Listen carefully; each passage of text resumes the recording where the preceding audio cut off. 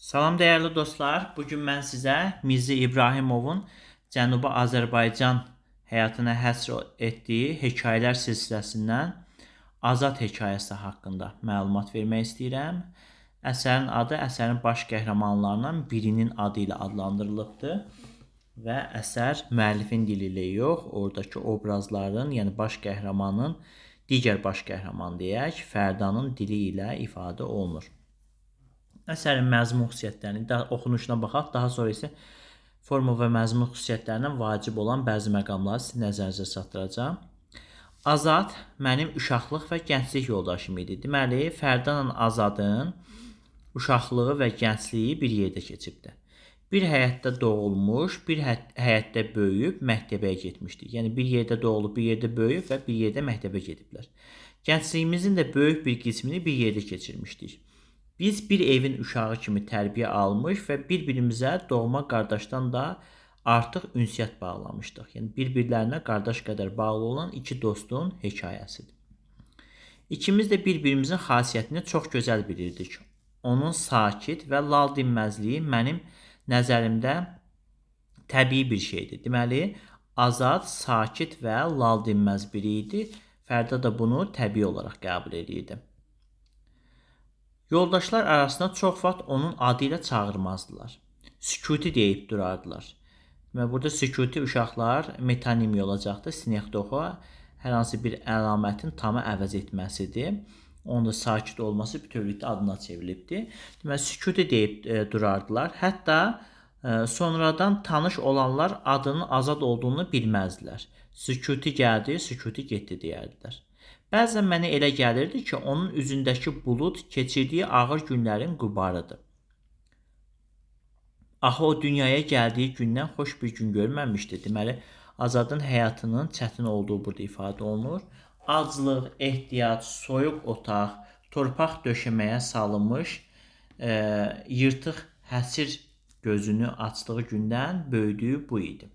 Deməli, aclıq səfalət içində böyüyübdür, soyuq otaqlar, otağın üzərinə yırtıq, torpağın üzərinə yırtıq bir həsir sərilib, onun üzərində yatıbdır.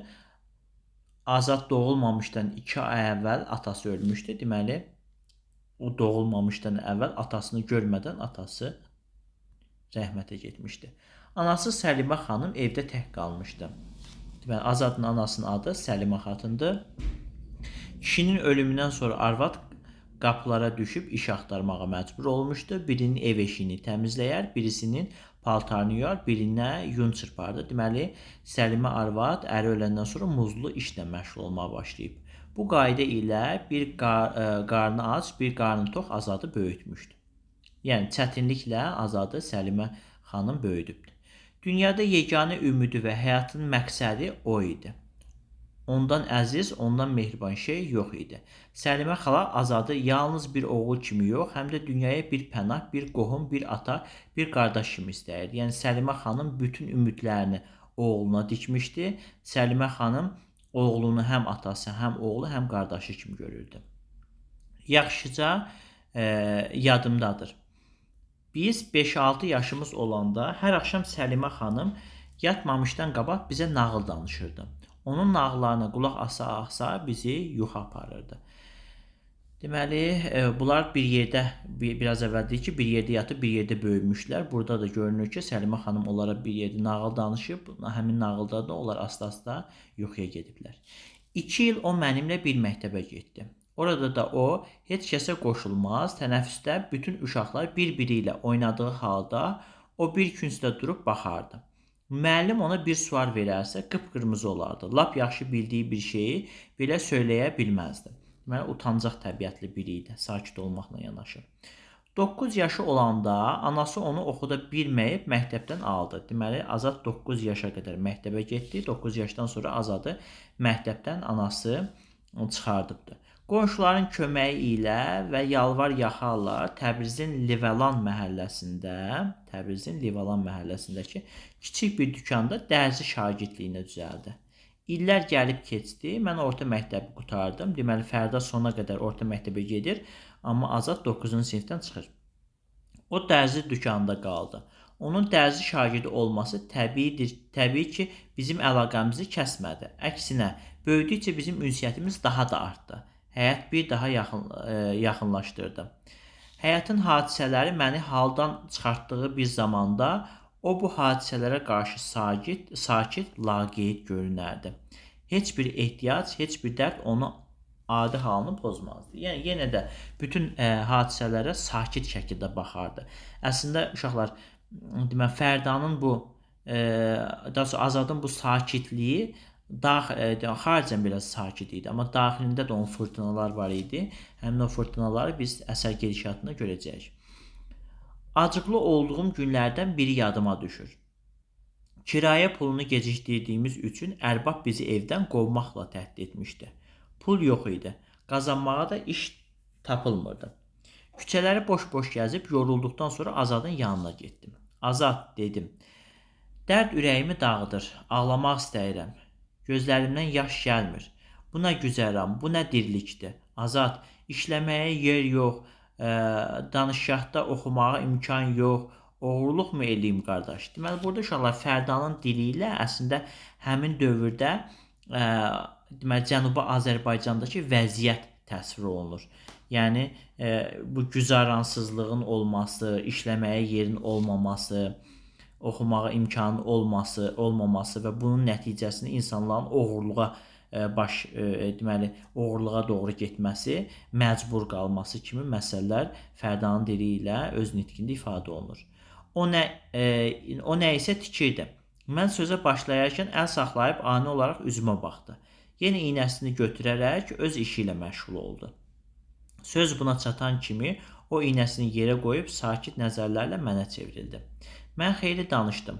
Azad heç dodaqlarını da tərpətmədi. Gözlərini bir nöqtəyə dikib durdu. Mən onun heç bir zaman heç bir şeyi başa düşməyəcəyi bir aləmdən danışdığımı güman edirdim. Yəni Fərdə elə düşünürdü ki, Azad bunun dediklərinin heç birini anlamır. Mənə elə gəlirdi ki, o ömründə bir dəfə belə məsələlər haqqında düşünməmişdi. Hətta bu fikirlər ona təəccüblü görünürdü. Bəlkə məndən acığı da gəlirdi. Məni naxoş və ya xudbin hesab edirdi. Yəni Fərdə elə düşünürdü ki, Azad onu naxoş və yaxud da, yəni xəstə və yaxud da xudbin hesab edir. Papağımı götürüb dükandan çıxmaq istədim. O yerindən tərpənmədi. Mən onun üzünə baxıb acıqlı-acıqlı dedim. Yəni mən də Fərdanın yerində olsaydım çox əsəbləşərdim Azada. Yazıq, min yazıq, bizə baxıb övladlarım da deyən vətənə. Yazıq bu gül kimi Azərbaycan torpağına, Azərbaycan gülə bənzədibdir, təşbih yaradıbdır. Üstündə biz gəzirik. Yəni bu sözləri əslində dediyinə peşman olacaqdı Fərda, çünki Azad belə biri deyildi. Bizim həyatımız bir qara quruşa dəyməz. Çünki bizcə həyat yeməkdən, yatmaqdan, yenə yeməkdən və yatmaqdan ibarətdir. Biz ölüm qapımız döyənə kimi belə yaşayacaq. Biz ölmək üçün yaşayırıq. Yaşamaq üçün ölən insanlardan xəbərsizik. Buna görə də cənazəmiz qəbrə çatmamış bizi unudacaqlar. Səni də, məni də, bizim tanış və dostlarımızı da. Yox, bəlkə də səni biraz yaz edən tapılar. Deyəcəklər ki, dərzi Azad yaxşı yamaq salardı. Allah rəhmət eləsin. Özümü dükandan küçəyə atarkən onun səsini eşitdim. Fərda, Fərda. Şöyle deməli, əsəri danışan Fərdadır. Bu Fərda olduğunda biz Azadın nitqindən bildik ki, sən demə bu Fərda əsəri nəql edən adı Fərda imiş. Demək, burada Fərdaya əsəbləşir, yazıq o vətənə deyir ki, biz üzərində biz gəzirik, bizi unudacaqlar, heç yada salmayacaqlar. Hələ bir burada lağla deyir ki, Azad deyir, yaxşı yamaq salardı, heç o məsələni deyir, yad edən olacaqdı. Cavab verməyib çıxıb getdim. Bir müddət sonra bu hərəkətimin peşmançılığını çəkməyə başladım. Mən bu yazığı niyə incitdim? Onun taksiri nədir? Bir könüllü ki, deməli, bilməyəcəksən, niyə yıxırsan, deyə düşündüm. Gün batıb, qaş qaralana qədər küçələri dolandım. Şeylərimizi həyata atılmış görəcəyim fikri ilə evə qayıtdım. Anam astadan oturub məni gözləyirdi. Nə var? Hələ ərbabın adamı gəlməyib ki, gəlmişdi oğul. Nə dedim? Nə deyəcək? Pulunu alıb getdi. Pulu haradan tapdın, ana? Necə hardan tapdım oğul? Azad gətirdi. Dedi ki, sən vermisən. Anamın qolundan tutub içəri apardım. Sonra Azadla görüşdükdə təşəkkür etdim. Deməli, etdiklərini peşman oldu. Keçən görüşdəki kobud rəftar üçün üzr istədim. Hətta ondan üzr istədim. O heç bir söz demədi, gözlərini bir nöqtəyə dikib durdu. Yəni əvvəlki qaydada yenə də heç bir söz demir o. Bir ay sonra mən anamı da kəndə getməyə razı saldım. Deməli, anası burada artıq Fərdanla Azad burada ayrılırlar. Səlimə xanım da Azadla halallaşıb Təbrizdən ayrıldıq. Deməli, Fərdanın anası ilə Fərda, Səlimə xanım və Azadla halallaşıb Təbrizdən ayrılırlar. Tam 5 il mən Azadı görmədim. Deməli, uşaqlıqlar, gənclər bir yerdə keçən bu uşaqlar 5 il bir-birindən ayrı düşür.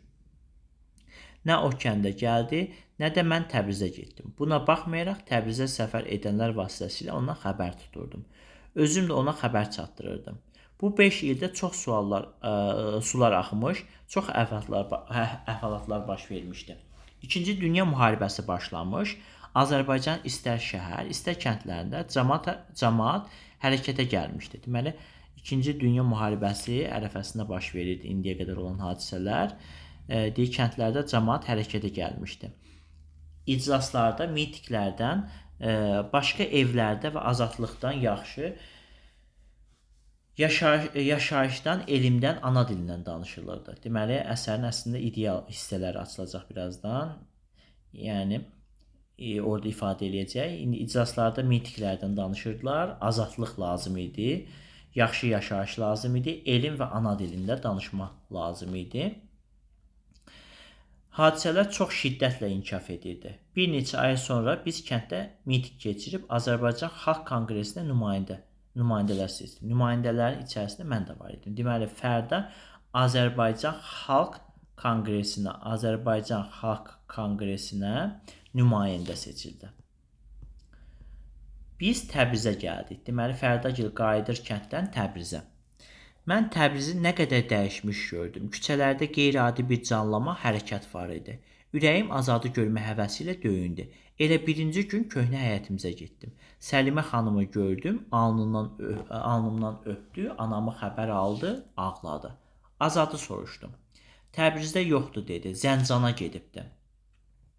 Demokrat düzəltməyə göndəriblər. Deməli, uşaqlar, demokrat sözünün mənasını Səlma xanım burada bilmir ümumiyyətlə. Deyir, demokrat düzəltməyə göndəriblər.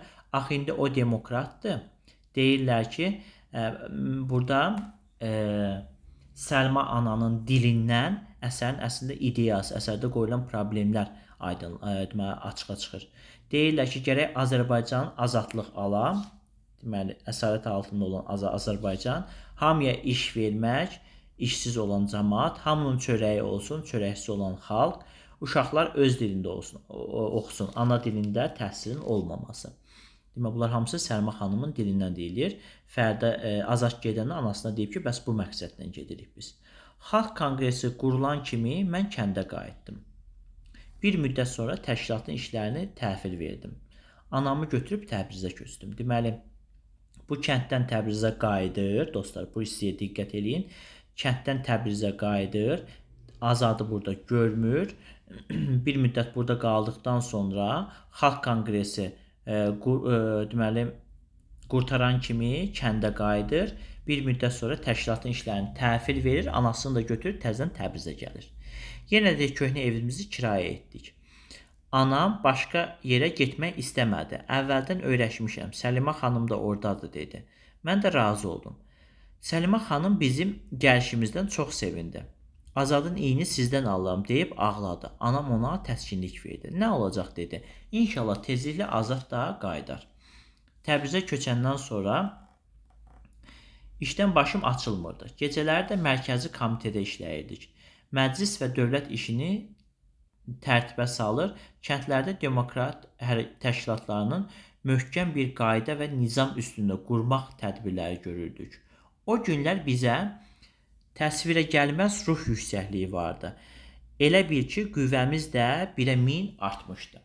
Yəni, bu 2-ci Dünya müharibəsi ərəfəsində Cənubi Azərbaycanda azadlıq uğrunda mübarizələr başlamışdı. Bunların da qüvvəsi elə bir deyir, 1-ə 1000 artmışdı. Yorulmaq bilmirdi. İşlərin bu şiddətli zamanında Zəncandan pis xəbərlər gəlirdi. Tehran mürtəcələri və rəsmi dövlət idarələri orada cürbəcür fəsadlar törədirdilər. Demokratları öldürür, ayaqlarını nallayır, alınlarına odlu dəmir basırdılar. Deməli, Zəncandan pis xəbərlər gəlirdi bu komitəyə. Tehrandan deməli mürtəcələri və rəsmi dövlət idarələri orada cürbəcür fəsadlar törədirdilər. Tehran mürtəcələri və rəsmi dövlət idarələri. Yəni bildiyimiz o İran hökumətinin özü. Cürbəcür fəsadlar törədirdilər, demokratları öldürürdülər, ayaqlarını nallayırdılar, alınlarına odlu dəmir basırdılar. Yəni onlara zülm edirdilər. Belə bir zamanda Mərkəzi Komitə bir neçə yoldaşımızı Zəncana göndərməyə qərar aldı.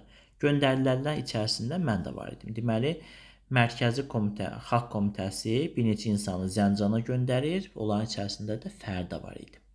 Biz Zəncana çatanda şəhər demokratların əlində idi. Deməli, bunlar Zəncana çatanda artıq demokrat qüvvələr Zəncanı tamamilə o mürtəcələrdən azad etmişlər. Mürtəcələr cənub tərəfdəki kəndlərdə terror yaradır, Zəncana hücum etməyə hazırlaşırdılar. Onların bu fikrini pozmaq üçün Zəncanın demokrat hökuməti fədailərdən bir neçə dəstə cənuba göndərmişdi. Azadın bu dəstələrdən birinə başçılıq etdiyini mən Zəncanda öyrəndim. Deməli, anası onun Zəncana getdiyini demişdi, onun Zəncanda olduğunu bilirdi. Amma Azadın bura niyə gəldiyini tam dəqiqliyi ilə bilmirdi Fərda. Azadın bu demokrat deməli hökumətin fədailərdən bir neçə dəstə cənuba göndərir. Həmin fədailərin içərisində fədai qoşunların birinin başçısı idi Azad olur. Onu Zəncanda öyrənir Fərda.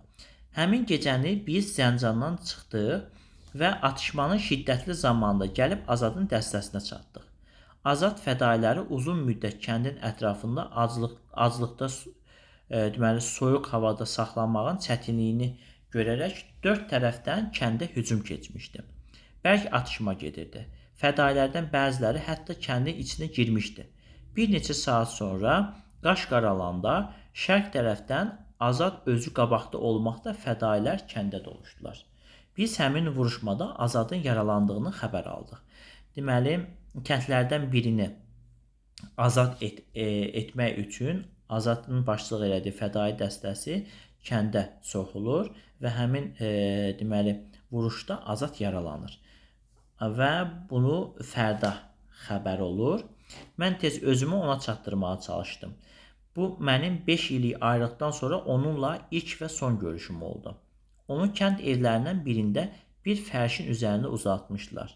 Çuxasını üstünə salmış, tüfəngini yanına qoymuşdular. Onun ətrafına halqa vurmuş fədailərdən kimisi oturmuş, kimisi əmrə müntəzir durmuşdu. Mən içəri girən kimi onun üzünə baxdım. Deməli 5 ildən sonra Zəncanda bunlar bir-birinə qarşılaşır. Qarşılaşan zaman Azad yaralı halda idi, ölməmişdi. Deməli ağarmış halda gözlərini yummuş və səssizcə uzanmışdı. Mən yavaş addımlarla onun başı üstünə gəldim. Diz söküb əlini əlimə aldım, alnından öpdüm. Azad, sənə nə olub? O heyrət və təlaşla gözlərini açdı. Üzümə baxdı. Bütün siması qəribə bir təlaşla işıqlandı. Mehribanlıqla başını dizimin üstünə qoyub, bu saat səni düşünürdüm, dedi. Nə yaxşı gəldin. Yoxsa bu dünyada ürəyi niskillik edəcəkdim. Nə danışırsan Azad, qardaşım, dedim. Biz hələ təzə yaşamağa başlayırıq. Dünyadan getmək nədir? Bu nə sözdür? Sən ağlına gətirirsən. Sənə nə olub? Hardan yaralanmısan? O əli ilə sağ çiyninin altını göstərdi. Güllə qabaqdan dəyib daldan çıxmışdı. Ciyərini də zədələnmişdi. Mən ona təskinlik vermək istəyərkən o sözümü kəsdi. Bunlara ehtiyac yoxdur, dedi. Mən ölürəm. Artıq ayaqlarımın soyuqluğunu hiss edirəm. Sözümü kəsmə, mənə yaxşı qulaq as. Mən danışmaq istəyirəm. Yadındadırmı, Fərda, 5 il əvvəl Təbrizdə, dərzi dükanında sən məndən nə üçün yaşayırıq. Həyatın mənası nədir deyə soruşdu. Onda mən sənə cavab verməmiş, susmuşdum. Sən isə mənim bu cür şeyləri qanmadığımı güman edərək acıqlanıb getmişdin. Yadındadırmı? Deməli, bunun hamısını Azad dərk edirdi. Fərdanın nə düşündüyünü belə çox yaxşı bilirdi. İndi həmin suallara cavab vermək istəyəcəkdi. Lakin o zaman mən də sənin kimi düşünürdüm. Mən düşünürdüm ki, həyatımızın mənası vətənimizin səadəti üçün çalışmaqdadır. Amma o zaman mən danışa bilməmişdim. O azca dayanıb udqundu. Yerində ahəstə davam etdi. Anam, yurdum, doğma Azərbaycan, məni bağışla. Sənə az fayda verdim, az yaşadım, tez öldüm. Burada Fərda Azad Azərbaycan torpağına, yurduna xitab eləyərək deməli az yaşayıb az fayda verdiyi üçün təəssüflənir, deyib qalxdı, fərşin ucunu qaldıraraq torpağı öpdü. Öpünüz, səcdəyə qapılıb hamınız bu torpağı öpünüz. Bizim əzəli və əbədi beşiyimiz budur. Torpağı ölür, torpağı daha doğrusu öpür və vətən torpağını əzəli və əbədi beşiyi adlandırır. Sakit ol Azad, özünü üzmə qardaşım dedim.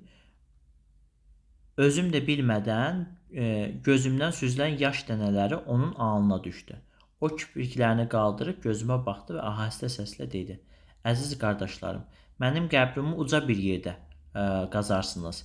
Elə yerdə qazarsınız ki, orada Azərbaycanın geniş çölləri, quru çayları, güllü çəmənləri və bağçaları görünsün.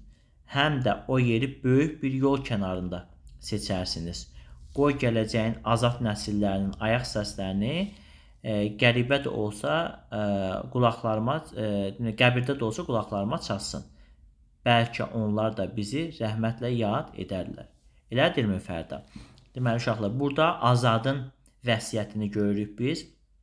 Vəsiyyət edilənlər içərisində biz Müsibət Fəxrəddin də deməli vəsiyyət etmişdi. Sonra İskəndərnamə əsərində İskəndər də vəsiyyət etmişdi. Ondan yanaşı deməli ana əsərində də orada Qanpolad ifadə etmişdi, qisasının alınmamasını istəmişdi. Bu formada bunları müqayisəli ortaq götürə bilərik. Burada da o əslində məna ifadə edir. Yazıcı burada başqa bir şey ifadə etmək istəyir. Deyir, arzuladığını, yəni Azərbaycan bir gün duru çayları, güllü çəmənləri, bağları görünəcəkdir. Yəni yaşıllaşacaqdır, Azərbaycan diriləcəkdir. Böyük bir yol kənarını seçərsiniz. Qoy gələcəyin azad nəsillərin ayaq səsi, yəni gələcəyə ümidlə əsər bitir burada. Deməli, nəsillərin ayaq səsi qəbirdə də olsa qulaqlarıma çatsın. Yəni, gələcəkdə azad şəkildə yaşayacağı bir ümidi var burada. Mən artıq göz yaşımı saxlaya bilməyərək ağlaya-ağlaya. Yox, Azad, gələcək nəsillərin yaşaması üçün ölənlər əbədi həyat qazanırlar dedim. Allahın xəfif bir alnına xəfif bir tər gələndə o gözlərini bir daha mənə tərəf çevirdi. Anamı öp, öldüyümü ona söyləmə, yazıqdır. Son nəsiyyət, vəsiyyəti bu olur, dedi və əbədi olaraq gözlərini yumdu. Mən qeyri-ixtiyari ayağa durdum. Üzlərində sərt bir ifadə, gözləri qəzəblə yanan fədailərə baxdım.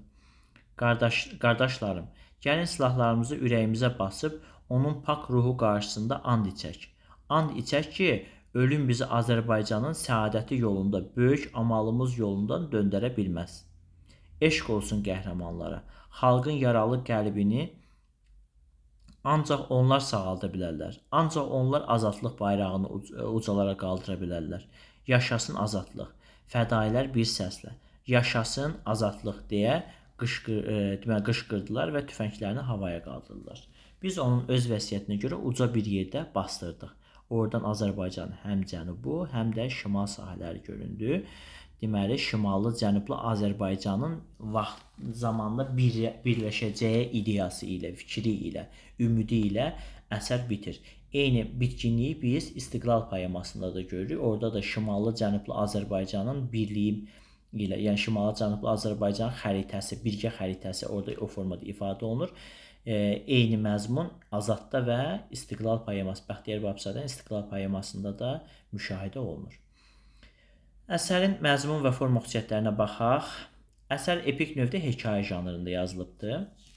Həyat hadisələrinin təsvirini təhkiyə aparıcıdır, vahid süjet xəttinə malikdir.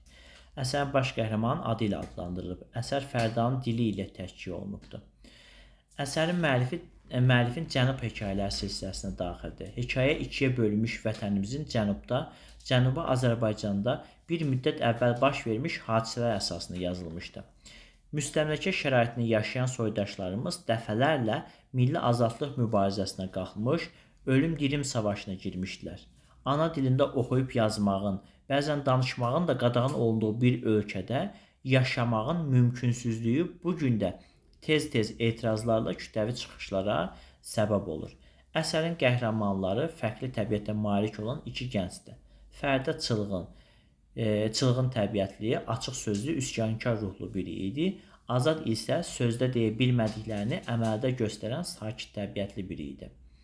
Azad susmağı üstün tutduğu üçün içindəki vətən eşqini uşaqlıq dostu olan Fərdə belə dərk eləyə bilmir. Azad sakit təbiətli biri olduğu üçün sükuti deyirdilər. Bu ləqəb sükuti bədii təsir vasitəsi olaraq sinekdə oxudu uşaqlar. Azad doğulmadan öncə atası ölüb. Doğulmadan 2 ay öncə atası ölüb. Onun qapılarda xidmətçilik edən anası böyüdübdür. Azadla Fərdanın uşaqlığı bir yerdə keçib. Onlar 2 il bir məktəbdə oxuyublar. Azad imkansızlıqla təhsilini 9 yaşına qədər davam etdirə bilibdir. Sonradan qonşularının köməyi ilə dərzi dükanına şagirdlik edir. Dərzi dükanında Fərdanın Azada qarşı səs sözlərinə Azad cavab vermir. Azadın Fərdanın anasına pul verməyindən onun xəbəri olmur. O bu xəbəri anasından eşidir. Fərda sonradan sərt danışmağına görə Azaddan üzr istəyir. Fərdəgil Təbrizdən kəndə köçürlər. Fərdə ilə Azad 5 il görüşmürlər. Əsərdə hadisələr 2-ci Dünya müharibəsi ərəfəsində baş verir. Fərdə Azərbaycan Xalq Konqresindən nümayəndə seçilir. Fərdə fədai dəstələrindən birinə başçılıq edir. Səlimə ana Azadın Zəncana niyə getdiyini, əsl niyyətini dərk etməsə də yazısının ana dilində ananın dilindən daha doğrusu gənclərin niyyətini açıb göstərir. Deyirlər ki, Azərbaycan azadlıq alaq, hamıya iş verək, hamının çörəyi olsun, uşaqlar öz dilimizdə təhsil alsın. Fərdə Azadın fədai dəstələrin birinə başçılıq etməsini Zəncanda öyrənir. Mübariz ruhlu Azad gözlənilmədən azadlıq mübarizəsinin qəhrəmanına çevrilir. Kənddə terror yaradan düşmən qüvvələri Azadın başçılıq etdiyi fədai dəstəsi məğlub edir. Kəndə girməyi bacarır. Döyüşlərdə Azad özü də ağır yaralanır. Azad Fərda kimi minlərlə gənc azadlıq uğrunda canlarından belə keçməyə hazır olduqlarını sübut etmişdilər. Deməli, Azadla Fərda vətən uğrunda minlərlə gəncin ümləşmiş obrazdır. Orada da Azad və Fərda kimi minlərlə gənc azadlıq uğrunda canlarından belə keçməyə hazır olduqlarını sübut etmişlər. 5 ildir bir-birini görməyən dostlar son epizodda görüşə bilirlər. Son nəfəsini verəndə belə vətənini düşünür, daha çox faydalı ola bilmədiyi üçün torpağımızdan üzr istəyir və onu öpür. Ana yurdum, doğma Azərbaycan, məni bağışla, sənə az fayda verdim, az yaşadım, tez öldüm. Azad ölərkən vəsiyyət edir ki, əziz qardaşlarım, mənim qəbrimi uca bir yerdə qazarsınız. Elə yerdə qazarsınız ki, orada Azərbaycanın geniş çölləri, duru çayları, güllü çəmənləri və bağları görsənsin. Azadın ölümü xəbərini anasına heç kim çatdırmır. Əsər Şimali və Cənubi Azərbaycan bütöv olacağı inamı ilə bitir. Biz onun vəsiyyətinə görə uca bir yerdə bastırdıq. Orada Azərbaycan həm cənubu, həm də şimal sahələri görünürdü. Dostlar, bu Azad əsərinin təhlili idi. Növbəti əsərlərin təhlilində görüşmə ümidi ilə salamat qalın.